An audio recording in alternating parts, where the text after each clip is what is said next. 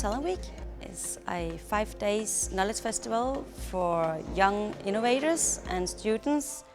The participants has to work on real cases and then come up with some solutions and some ideas on how to develop and how to create a smarter city.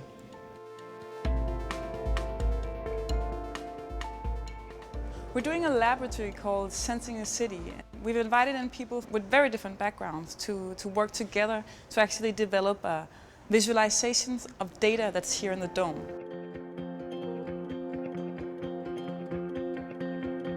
I myself come from a scientific physics background, so I never had a lot of daily collaboration with this kind of designing process, and I never experienced that before, and I think it's really good because it helps like the creativity also when you're talking with data, which is kind of a mathy, scientific thingy.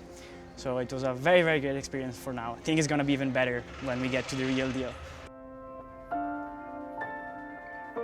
What makes a city smarter today is that you actually organize in a way that you can really reap the benefits of technology and actually, more importantly, avoid all the pitfalls that technology brings to a city. You cannot just take technology out and then use it. So what really makes it smarter is if you have different parts of the government and the city work together across their domains. Because I mean, the net is the same, the wireless is the same. So there are some quite horizontal concerns that are not really addressed at the moment.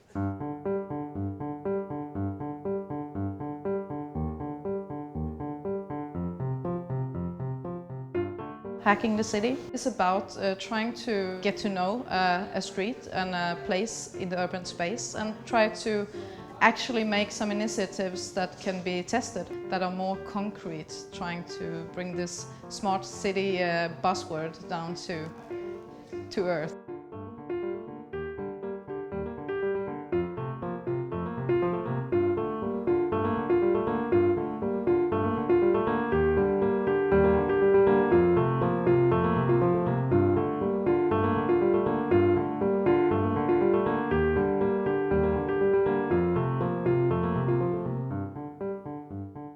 This morning started out with us being presented for a lot of different uses of the digital ways to make rooms and space in the public space.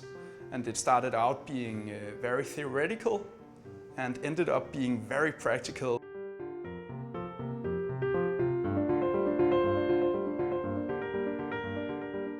We're addressing the theme of big data, using data to improve our city, to change our city, to emphasize experiences in the city. And I think it's really interesting to look at data because data is all around us. It's all this information, but it's not really interesting before you put it into action, before you tell a story with it, before you make it visible or that we're able to use it.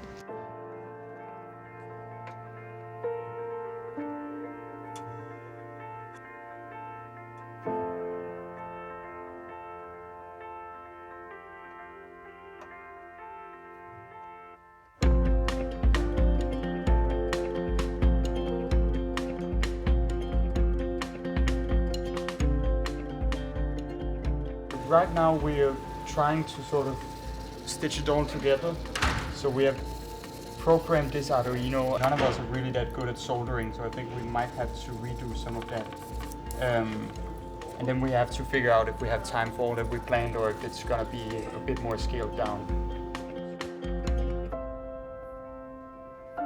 The reason why we build prototype is that you have to think about each part of the concept. So you have to think about, is it high, is it low, who should use it, is it something that you can have in your hands, or is it more contextual, it's something you build into the urban spaces?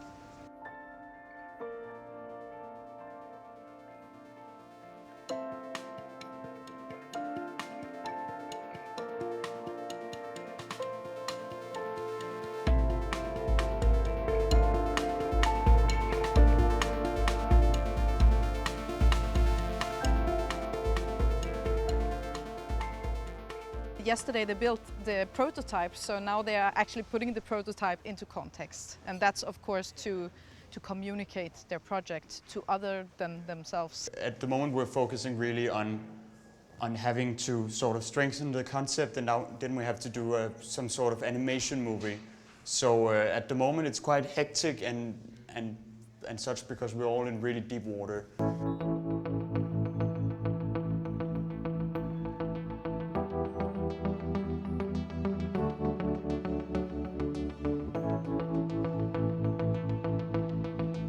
The concepts have started to look very good. They have come far. Yesterday they finished their video prototypes, and today they are making their presentations. And I have high expectations. The teams have been really good at stressing in a quite calm way. So it's been a quiet atmosphere in the dome. People have been like sitting at their laptops. There's been some fixing of data, fixing of programming, fixing of electronics gone wrong. But they've been really concentrated, and there's been this really intense but quiet feeling here all day that's been quite intriguing.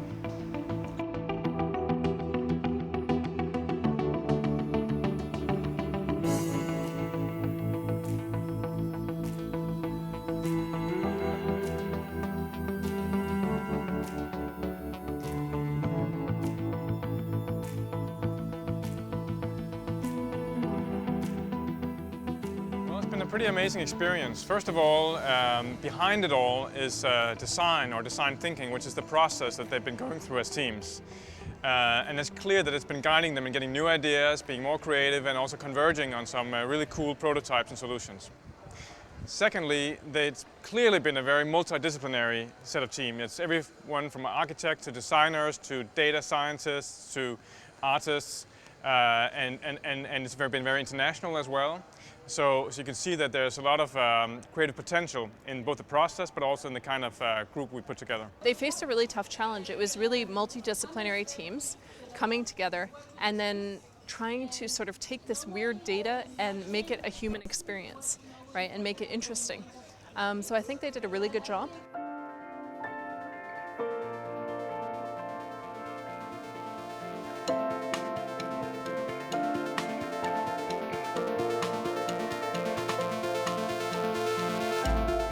I hope that Sprout Talent Week in the future will develop into something bigger and will reach out for much more young talents and can be this fantastic platform for innovative thoughts and ideas, and yeah, hopefully great success.